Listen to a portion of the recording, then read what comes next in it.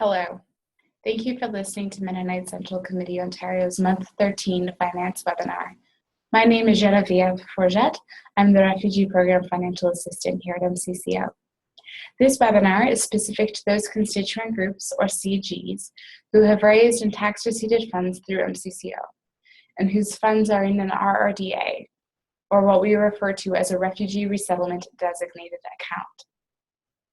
The purpose of this webinar is to assess a CG's financial position as sponsorship ends, and to provide information concerning wrap-up for the finance portion of sponsorship. Please note, as a charity, we tax receipt funds. Once funds are tax receipted, we are bound by CRA guidelines concerning how those funds are used. And so the information provided in this webinar is coming with that slant to it. Month 13 is the first month after the end of a regular 12-month sponsorship. We recognize that some sponsorships last longer than the typical 12 months. For those groups, month 13 would refer to whatever month falls after the final month of their sponsorship. If a sponsorship begins in the middle of a month, then the month 13 will also begin in the middle of a month. The first section of this webinar will focus on the RDA wrap-up for CGs who have additional funds that are not included in the budget, that are remaining in the RDA near or at the end of sponsorship. The second section of the webinar will focus on more general finance wrap-up items. So, for section 1, RDA funds. So the first question to ask when coming to the end of sponsorship is, are there any funds remaining in the RDA that were not included in the budget, or are there contingency funds in the budget that have not been drawn upon? So if the answer is no, and the final check depicted in the budget has been dispersed, then the RDA for that particular CG is closed. So if you're wondering if this is you, I'm going to pull up the budget. So this is a regular budget that we would work with. You'll see there's a first, second, third check amounts, and there's a place for government and others / child benefit when we were including that in the budget. So if you're wondering if your final check has been dispersed, the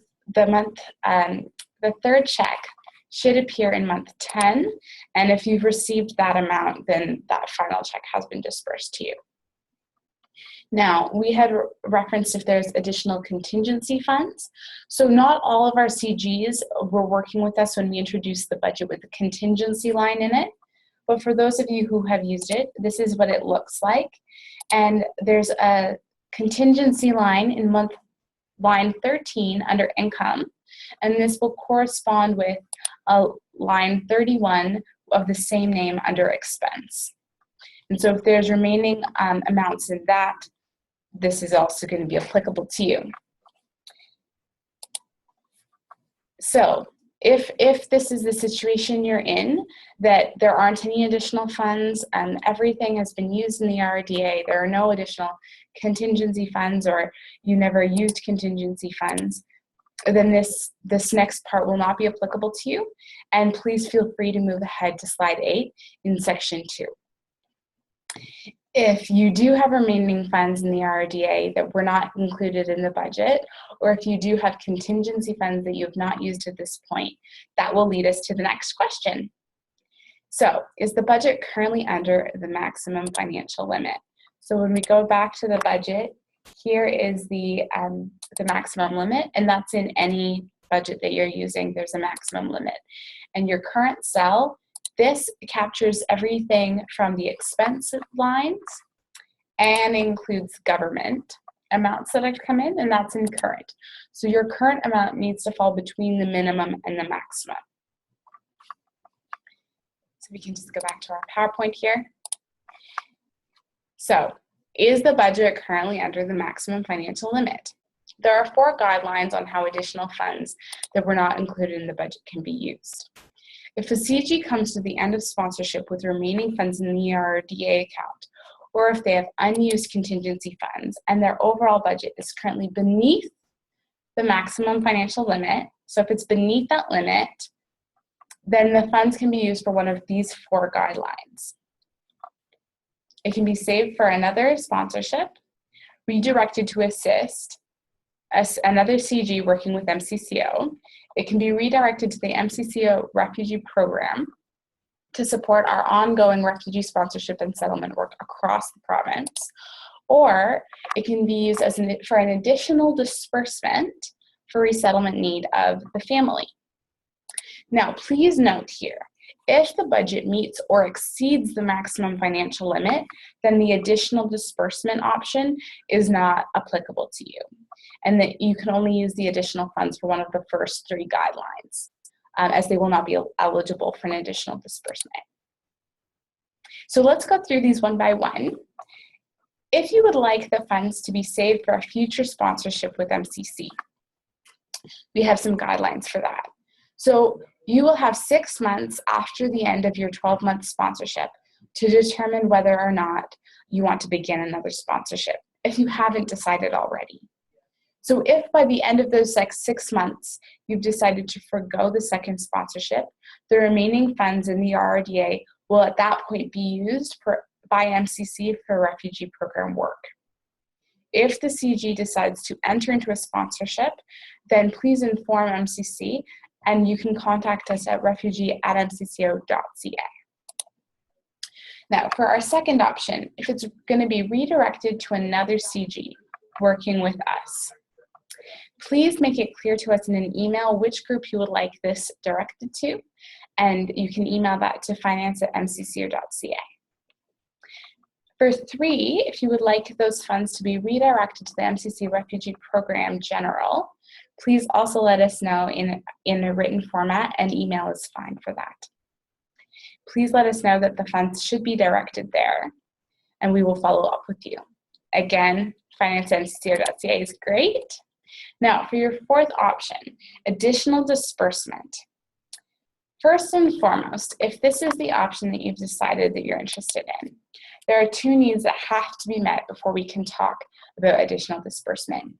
So the budget must stay under the maximum limit, and the funds have to be used for unexpected settlement needs. That needs to be the purpose.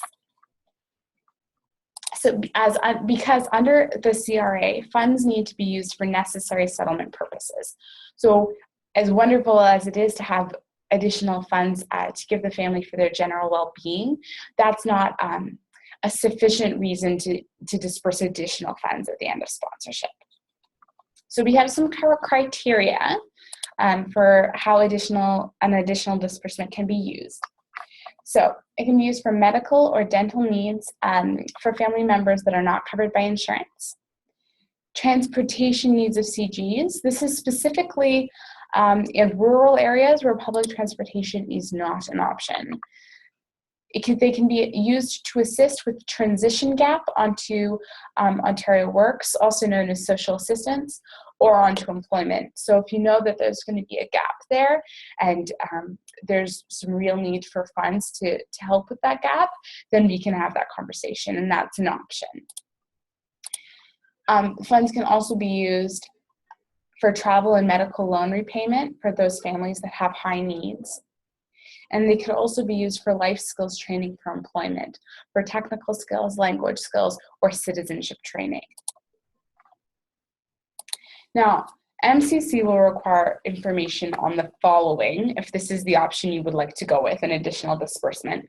We will need to know if there's any sources of income from the sponsored family, and we will need to know if MCCO, RDA funds have been used to help family overseas immigrate.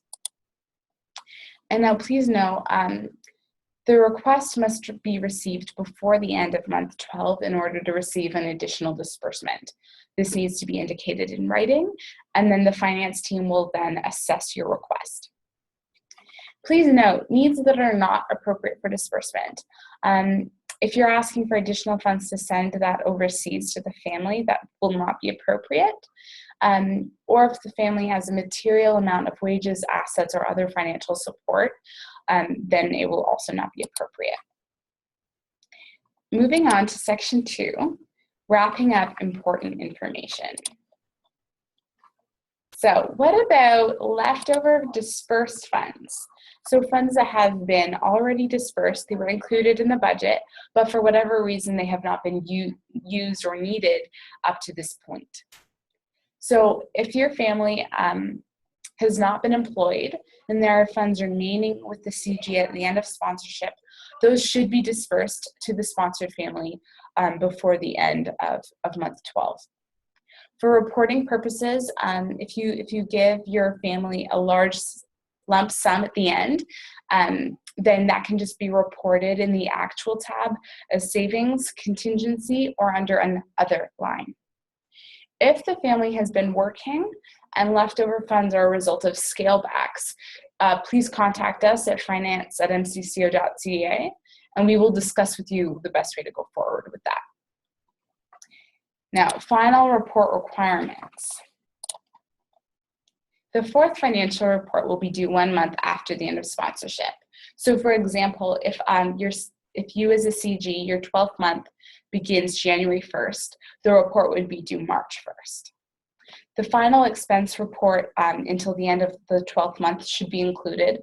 So in that actual tab, everything to month 12 and including month 12 should be filled out. We will also require receipts for rent, utilities, and any large sum individual expenses over $300. And also please include any explanatory notes concerning unusual expense trends in the communications tab, and that will be great. And that's just next to the actual tab in the Excel budget spreadsheet, and that is right here. So if you could include any notes there, that would be wonderful. Now, income tax. So for groups whose families arrived prior to April 2016, you've probably already assisted the sponsored family with filing income tax. For those who haven't, please note the following information. Sponsored families should file for income tax, and sponsored funds provided to the family is considered benevolence and therefore will not be taxed. It is also not considered income, so unless the family has earned employment income in their year here, their income amount should be zero on the paperwork from what MCC has provided. Please see the portal for income tax application helps. There are really helpful videos from the Government of Canada that are specifically directed at newcomers that are filing for income tax in Canada for the first time. So I really encourage you to look at that resource. There's also other resources on our refugee portal. There's another month 13 document, and there's another month 13 recording.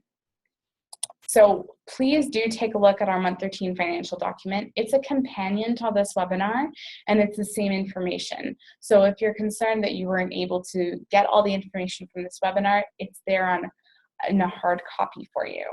And I also just want to take this opportunity to actually look at it with you. So this is the link to the portal that is in the signature line for finance@mcco.ca. So you can click on that at any time and it will bring you to this portal. Now, at this point in sponsorship, the tab that you probably use the most is resources. So we can go under there. And if we scroll down, financial information, this is where a lot of the things that I would post for finances would be under here. And this is the tax information about income tax. And these are the videos. This is the link to the videos that I was referencing to help with income tax. Now, if we scroll down under MCC resources, please see month 13 planning, month 13 financial planning for CGs with RDAs. This is the document I was referring to. And we can just take a look at it. And you see it kind of goes through all the things that we've been talking about. And I would really strongly suggest you take a look at that. That will be very helpful for you. And if you have any questions, please contact us at finance@mcco.ca. We'll be happy to assist you. And if you have any questions about month 13 or any other parts of the budgeting process or any other parts of, if you're interested in pursuing other sponsorship options, or if you want to know how to be involved with MCC going forward, please let me know. We'd be happy to talk with you. And thank you for taking the time to listen to this webinar. We really appreciate it. And I hope you have a good day and good luck with your work here.